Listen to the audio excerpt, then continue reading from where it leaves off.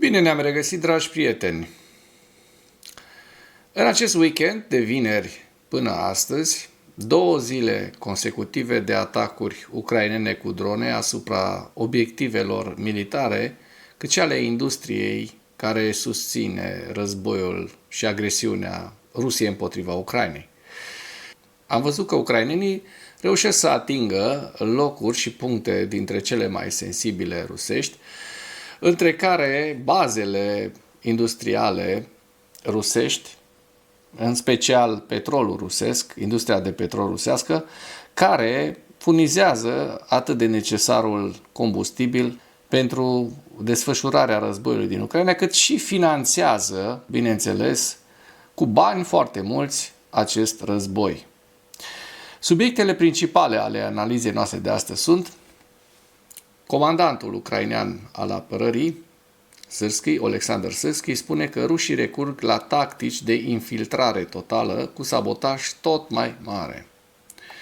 Rusia susține că aproape 100 de drone ucrainene au fost distruse peste noapte. Vedem unde au fost distruse și unde au explodat.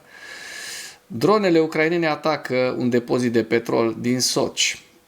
Iar, bineînțeles, efectele acestui atac le vom vedea. Astăzi avem imagini foarte, foarte interesante cu acest incendiu provocat de această detonare a combustibilului rusesc.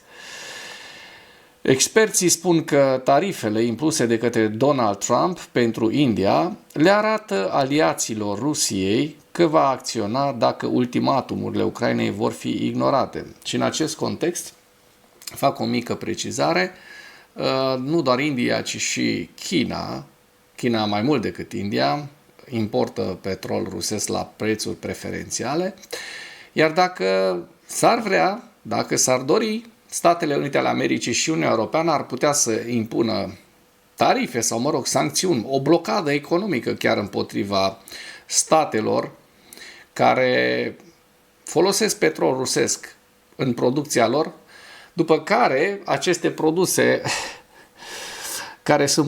care sunt fabricate în China, în India, în special în aceste 2 țări, pentru că aceștia sunt cei mai mari exportatori pentru Statele Unite ale Americii și pentru Uniunea Europeană, sunt trimise aceste produse fabricate cu petrol rusesc. Deci, petrolul rusesc, de fapt, este exportat prin terțe țări în Uniunea Europeană și în Statele Unite ale Americii.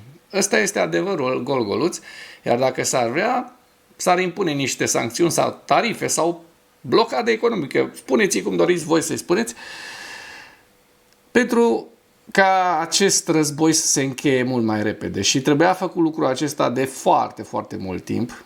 Acum nu mai stăteam să ne uităm la Rusia ca la un stat periculos pentru noi, pentru că ar fi fost falimentată de mult sau ar fi oprit războiul de mult.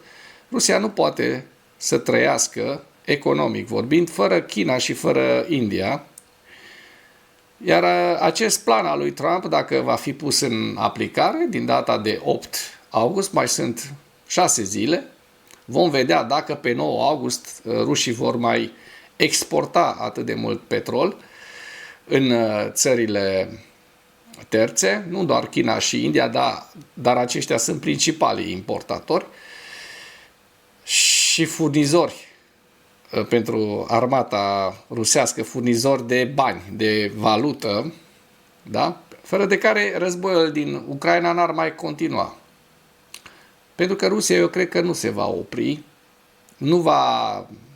rușii se cred acum foarte puternici, se încoardă, ei cred că l-am văzut și pe Putin săptămâna asta cu Lukashenko, lângă Finlanda, undeva pe un lac, încordându-se, spunând că rușii câștigă pe fronturi, au niște avansuri, chiar dacă nu sunt niște avansuri extraordinare, au niște avansuri.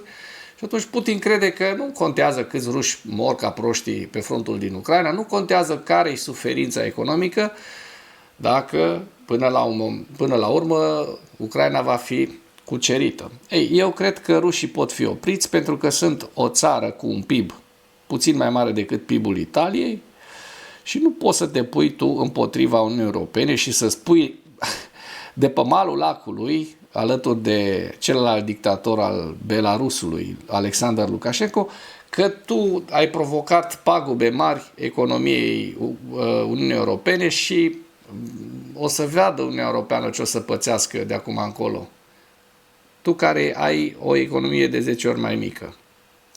Da, trecem la aceste subiecte pentru că astăzi vă promit un material foarte, foarte interesant. Oleksandr Syrski, comandantul șef al armatei ucrainene, spune că rușii recurg la tactici de infiltrare totală cu sabotaj tot mai mare. Acesta, într-o postare pe Facebook, a relatat că cea mai dificilă situație de pe front este în direcțiile Pokrovsk, Dobropolsk, Novopavlivka și în aceste zone rușii recurg la tacticile de infiltrare totală cu o intensificare a operațiunilor de sabotaj din spate. Inamicul își intensifică eforturile de a captura aglomerările noastre cheie, căutând puncte vulnerabile în apărarea noastră și desfășoară simultan operațiuni de luptă active în mai multe direcții. În același timp, rușii recurg la tactica infiltrării totale cu acumularea de acțiuni de sabotaj în spatele liniei ucrainene a frontului. În acest fel încearcă să intre, în special în Pokrovsk. Cu toate acestea, sabotajele rusești și grupurile mici de infanterie sunt neutralizate. Pentru a contracara eficient grupurile de sabotaj și recunoaștere, am creat și folosim rezerve de contrasabotaj, a căror sarcină este de a găsi și distruge grupurile de sabotaj și recunoaștere inamice. Comandantul șef a menționat că sâmbătă a vizitat toate posturile de comandă ale unităților forțelor armate și gărzii naționale a Ucrainei, care desfășoară apărare în direcția Pokrovsk. S-a întâlnit cu comandantul forțelor sistemelor fără pilot, comandanții corpurilor de armată și ai brigăzilor. Deci de aici ne dăm seama din această informație, din această știre, cât de puțin pun preț pe viața rușilor cerberii de la Kremlin. Și anume, îi trimit ca pe proști în grupuri mici de sabotaj să moară pentru că sunt neutralizați. Marea lor majoritate, foarte puțin reușesc să scape de vigilența ucraineană.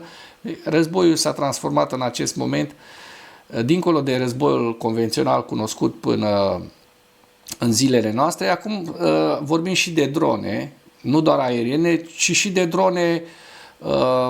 de drone terestre. Am și văzut cum ucrainenii au dezvoltat drona aceea de tip câine, care aruncă flăcări la o distanță destul de mare.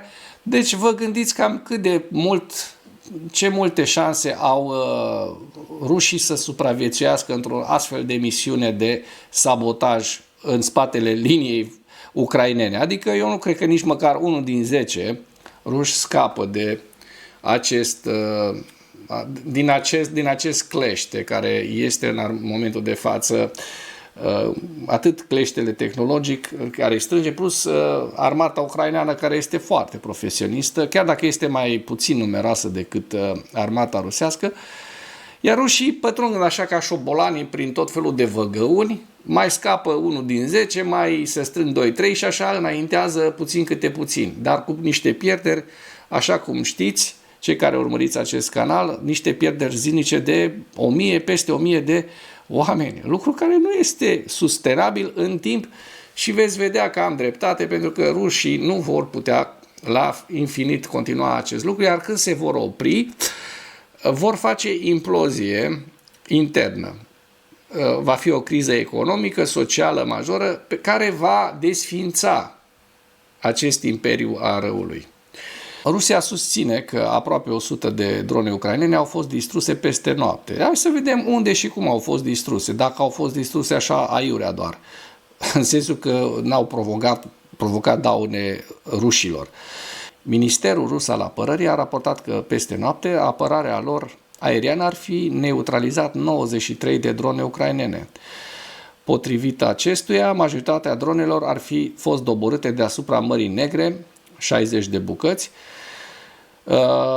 alte 18 ar fi fost distruse deasupra regiunii Voronej 7 deasupra Belgorodului, 3 deasupra Brianskului, 2 deasupra Kurskului și câte una deasupra Nijni Novgorodului și Krasnodarului. Și Crimea ocupată. Deci a fost un atac pe toată întinderea de est, inclusiv înspre zona Crimeei. Eu cred că astea din zona Crimeei, Krasnodar și Nijni Novgorod au fost așa un fel de drone de momeală, de distragere a atenției, dar ei, așa cum veți vedea, au lovit foarte puternic în Marea Neagră și mai ales în zona Soci, pentru că aici intrăm acum și discutăm despre locul în care ucrainenii au lovit de fapt. Dronele au atacat un depozit de petrol din Soci și a izbucnit un incendiu, în orașul Soci, unde Vladimir Putin avea o casă de vacanță până de curând, în care n-a mai fost de foarte mult timp, nu mai avea curaj. A fost și o investigație jurnalistică rusească care ne arată câte miliarde de euro din banii rusești a investit acest dictator pe nume Vladimir Putin. Un atac cu dron a provocat un incendiu la un depozit de petrol din orașul rusesc Soci. Publicațiile Astra, Baza și altele, presa rusă, primarul orașului Soci, Andrei Proșunin și guvernatorul regiunii Krasnodar din Federația Rusă, Veniamin Kondratiev, spun că localnici au observat că depozitul de petrol arde în zona aeroportului din Soci. Rețelele de socializare au indicat că depozitul de petrol Rosneft Kuban Nefte Product era în flăcări. Aeroportul Soci a raportat anterior că acesta și-a încetat activitatea. Potrivit lui Proșulin, o explozie a avut loc într-un rezervor de combustibil la un depozit de petrol din regiunea Adler. Publicul a relatat că atacul cu dron a început după ora 2 dimineața, ora locală, iar la Soci s-au auzit peste 20 de explozii. Hai să și vedem despre ce este vorba în acest material.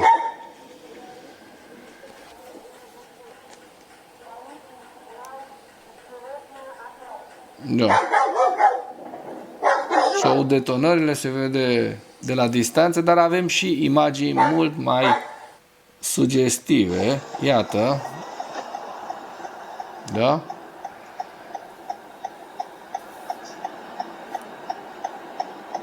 Și chiar mult mai sugestive decât v-am prezentat până acum.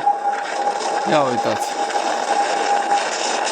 cum ard rafinăriile rusești de petrol și depozitele de petrol. Da? Filmările făcute de către localnici, de către ruși, adică. Aici se vede cel mai bine amploarea atacului, cu incendii în mai multe zone, în 3 zone. Da?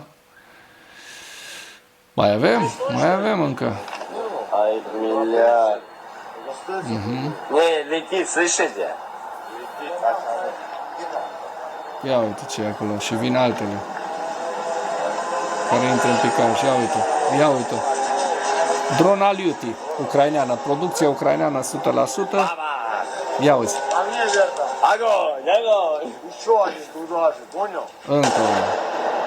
Încă o explozie. Bayraktar, n-a fost Bayraktar, drona turcească e mult mai mare și aia e o dronă care are o rază de acțiune foarte mare, care lansează direct proiectile de pe dronă și revine înapoi la bază. Asta este o dronă sinucigașă de tip Luti, mult mai mică. Trecem la ziua 1257 a războiului din Ucraina. Pierderile rusești din ziua 1257, la data de 3 august, rușii înregistrau următoarele pierderi: 920 de militari, 2 vehicule blindate de luptă, 43 de piese de artilerie, iar lista cu pierderile rusești o găsiți ca de obicei în această imagine în partea stângă.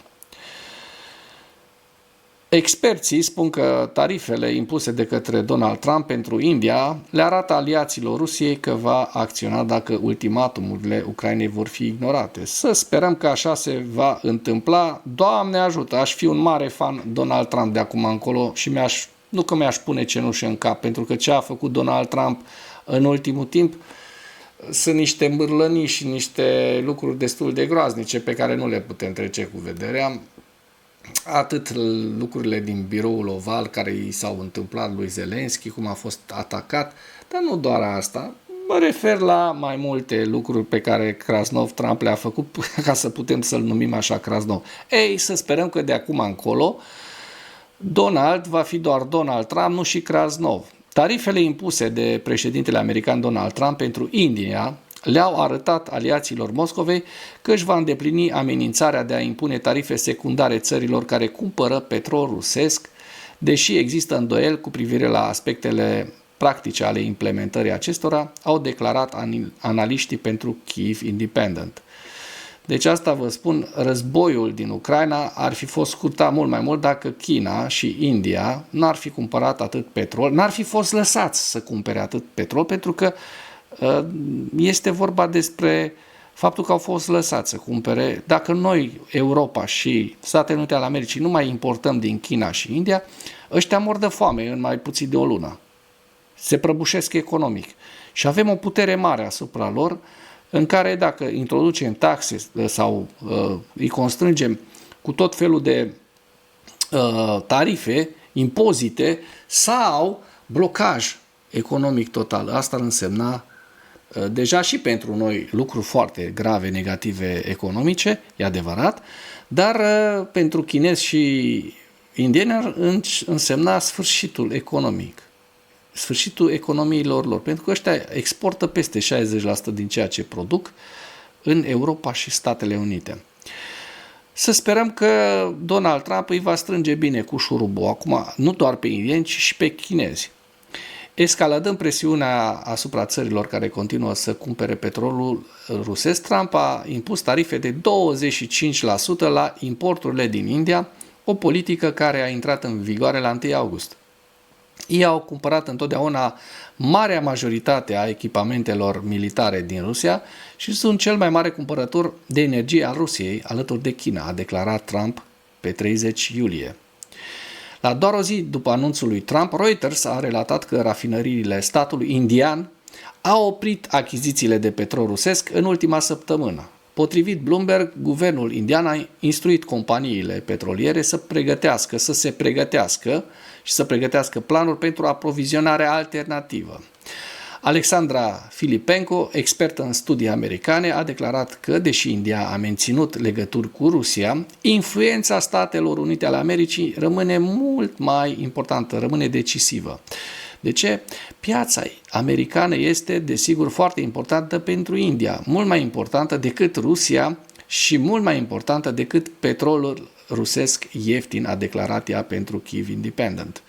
Decizia de a impune tarife vamale asupra orașului New Delhi a venit la doar o zi după ce Trump a anunțat că tarifele secundare care vizează Moscova și care îi afectează pe partenerii săi comerciali precum China, India și Brazilia vor intra în vigoare pe data de 8 august, adică în 6 zile, cu excepția cazului în care se va ajunge la un acord pentru a pune capăt războiului din Ucraina.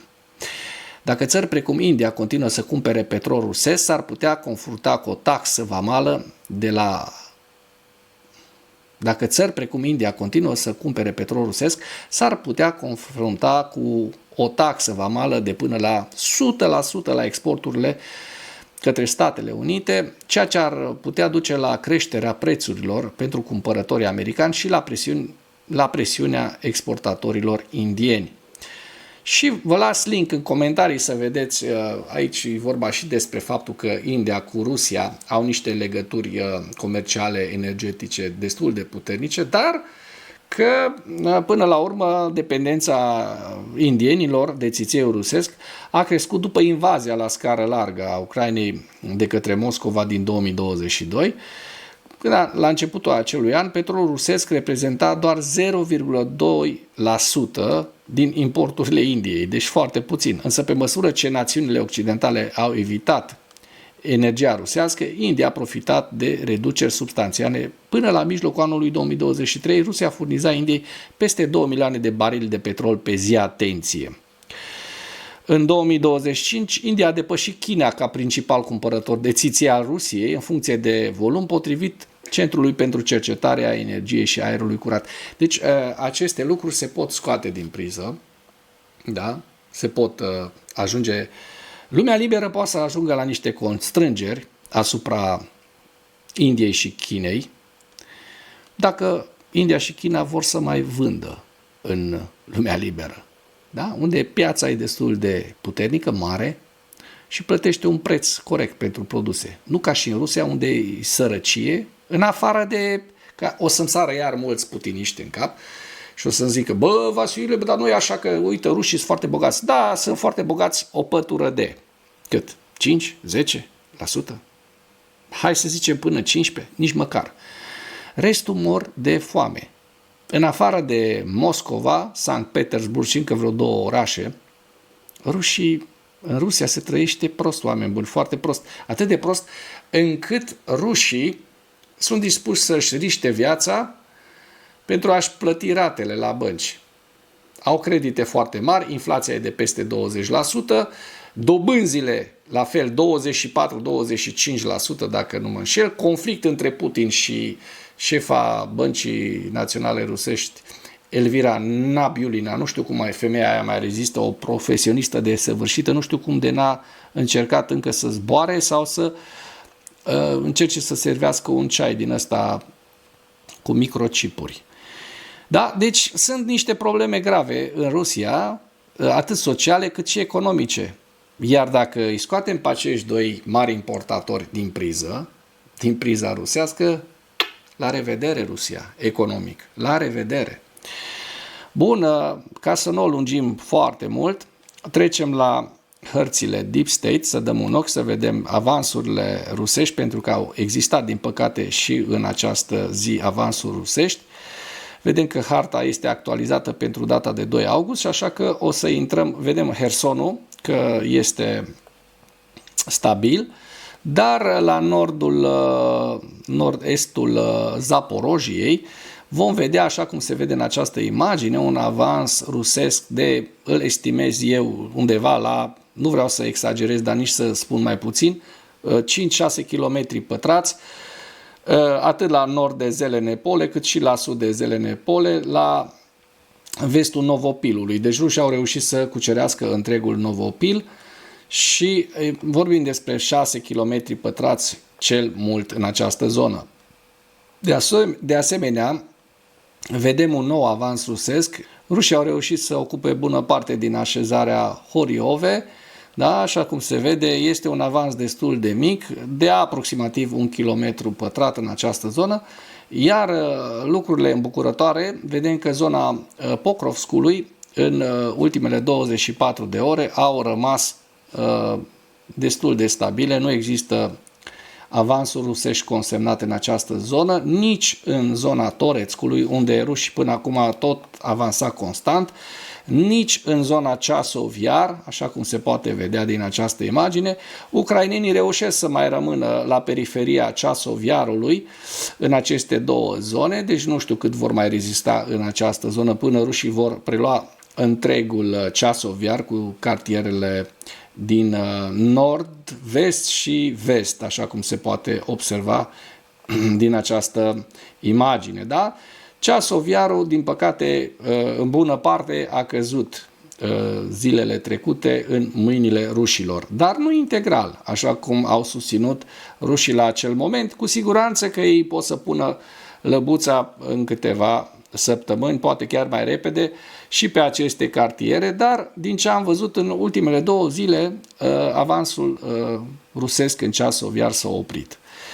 Vedem că rușii de asemenea au avut un avans în această zonă înspre zona Liman, da? Așa cum se poate observa din această imagine. Vorbim de un avans rusesc de cel mult 2 km pătrați, cu indulgență dacă spunem. Mai departe în nord, mai spre nord, așa cum vedem, nici în direcția Kupiansk și așa cum vom vedea nici în direcția Vovchansk sau în direcția Kursk, direcția Sumă mai bine zis, așa, nu au existat, din fericire, avansuri rusești în ultimele 24 de ore. Da?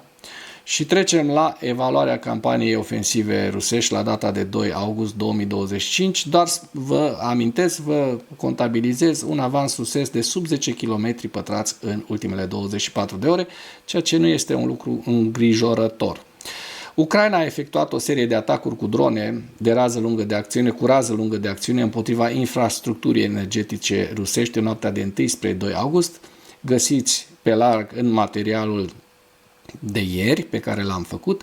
Ucraina a efectuat de asemenea o serie de atacuri cu drone cu rază lungă de acțiune împotriva bazei industriale de apărare rusești, a unor poligoane de lansare a dronelor și a sistemelor de apărare aeriană peste noaptea de 1 spre 2 august. De asemenea, acest material, ultimul material al nostru, cuprinde și acest subiect. Kremlinul nu a folosit încă un răspuns coordonat la anunțul președintelui american Donald Trump de la 1 august, conform căruia a ordonat desfășurarea a 2 submarine nucleare americane mai aproape de Rusia.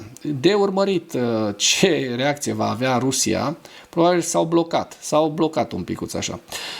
Ministrul rus de externe, Sergei Lavrov, a repetat multe dintre aceleași puncte de discuție pe care președintele Putin și președintele Lukashenko al Belarusului le-au exprimat în timpul unui eveniment de presă din data de 1 august, în care a dat vina, bineînțeles, pe Ucraina pentru lipsa de progres în negocieri și a semnalat angajamentul neclintit al Rusiei față de cerințele sale de lungă durată. Da.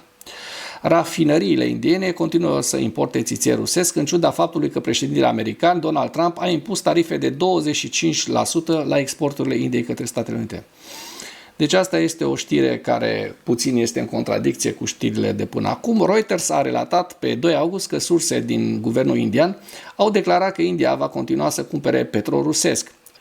Reuters a relatat de asemenea că surse guvernamentale indiene au declarat că există contracte petroliere pe termen lung care împiedică oprirea imediată a importurilor de petrol rusesc și că importul continuu de petrol rusesc de către India a contribuit la oprirea unei creșteri globale a prețurilor petrolului. Publicația indiană ANI a relatat pe 2 august că rafineriile de petrol din India continuă să aprovizioneze cu petrol, să se aprovizioneze de la furnizorii ruși din cauza prețului, calității țițeiului, stocurilor, logisticii și a altor factori economici. Purtătorul de cuvânt al Ministerului Indian de Externe, Randhir Jaiswal, a declarat că Rusia și India au un parteneriat stabil și testat în timp și că India își aprovizionează nevoile energetice pe baza a ceea ce este disponibil pe piețe și a circumstanțelor globale predominante. Institutul a evaluat anterior că sancțiunile europene și americane par să degradeze veniturile Rusiei și de la importatorii de petrol rusesc din țările terțe și că sancțiunile care vizează țările care achiziționează petrol rusesc ar împiedica și mai mult capacitatea Rusiei de a-și finanța războiul din Ucraina. India este unul dintre cei mai mari importatori de petrol rusesc, iar achizițiile continue de petrol rusesc din statele terțe, în contextul sancțiunilor occidentale, vor limita semnificativ eficacitatea acestor măsuri economice în ceea ce privește afectarea efortului de război al Rusiei. La final vă prezint hărțile Institutului la data de 2 august. Vedem aici regiunea Sumă, Harkiv, Lugansk, Donetsk, sud-vestul Toretskului, Novopavlivka, Zaporojie, Kamianske și Herson. Și cu acest ultim detaliu închei materialul nostru de astăzi cu îndemnul: dacă ați găsit informații utile în acest videoclip, să nu ezitați să distribuiți pentru a ajunge la cât mai multă lume. Mulțumesc mult!